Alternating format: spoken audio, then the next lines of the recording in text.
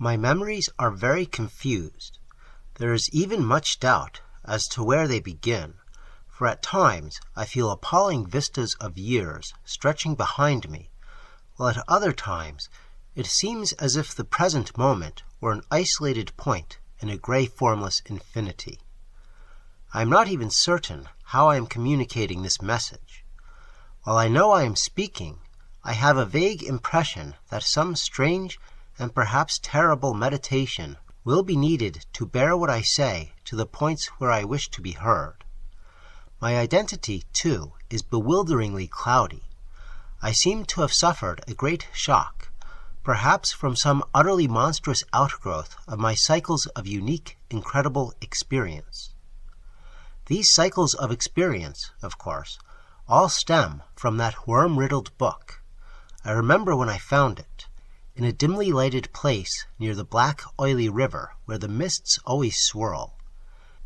That place was very old, and the ceiling-high shelves, full of rotting volumes, reached back endlessly through windowless inner rooms and alcoves. There were, besides, great formless heaps of books on the floor and in crude bins, and it was in one of these heaps that I found the thing. I never learned its title, for the early pages were missing, but it fell open toward the end and gave me a glimpse of something which sent my senses reeling. There was a formula, a sort of list of things to say and do, which I recognized as something black and forbidden, something which I had read of before in furtive paragraphs of mixed abhorrence and fascination, penned by those strange ancient delvers into the universe's guarded secrets whose decaying texts I loved to absorb. It was a key, a guide, to certain gateways and transitions of which mystics have dreamed and whispered since the race was young, and which led to freedoms and discoveries beyond the 3 dimensions of realms of life and matter that we know. Not for centuries had any man recalled its vital substance or known where to find it, but this book was very old indeed. No printing press, but the hand of some half-crazed monk had traced these ominous Latin phrases in uncials of awesome antiquity. I remember how the old man leered and tittered and made a curious sign with his hand when I bore it away. He refused to take pay for it, and only long afterward did I guess why. As I hurried home through those narrow, winding, mist-choked waterfront streets, I had a frightful impression of being stealthily followed by softly padding feet. The centuried, tottering houses on both sides seemed alive with a fresh and morbid malignity, as if some hitherto closed channel of evil understanding had abruptly been opened. I felt that those walls and overhanging gables of mildewed brick and fungus plaster and timber, with fishy eye-like diamond-paned windows that leered, could hardly desist from advancing and crushing me. Yet I had read only the least fragment of that blasphemous ruin before closing the book and bringing it away. I remember how I read the book at last, white-faced and locked in the attic room that I had long devoted to strange searchings. The great house was very still, for I had not gone up till after midnight. I think I had a family then, though the details are very uncertain, and I know there were many servants. Just what the year was, I cannot say, for since then I have known many ages and dimensions, and have had all my notions of time dissolved and refashioned. It was by the light of candles that I read, and recall the relentless dripping of the wax, and there were chimes that came every now and then from distant belfries.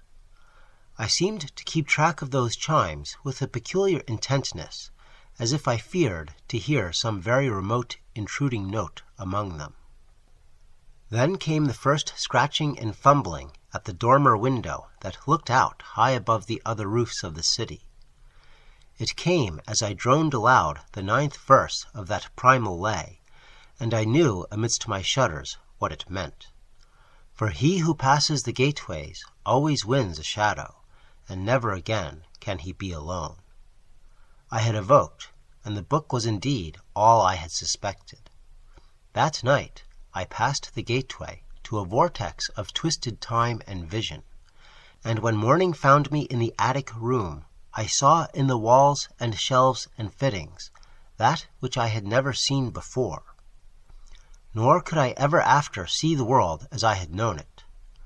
Mixed with the present scene was always a little of the past and a little of the future, and every once familiar object loomed alien in the new perspective brought by my widened sight.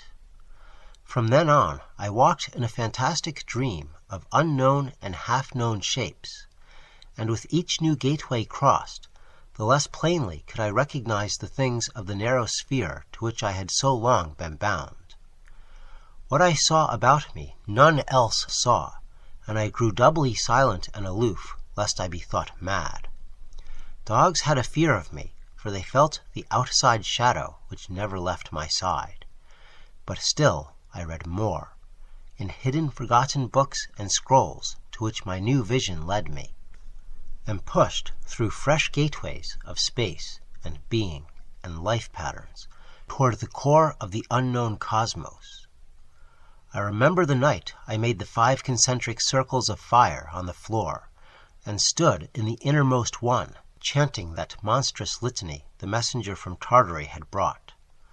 The walls melted away, and I was swept by a black wind through gulfs of fathomless gray, with the needle-like pinnacles of unknown mountains miles below me. After a while there was utter blackness, and then the light of myriad stars forming strange alien constellations. Finally I saw a green-litten plain far below me, and discerned on it the twisted towers of a city built in no fashion I had ever known or read of or dreamed of. As I floated closer to that city, I saw a great square building of stone in an open space, and felt a hideous fear clutching at me. I screamed and struggled, and after a blankness was again in my attic room, sprawled flat over the 5 phosphorescent circles on the floor.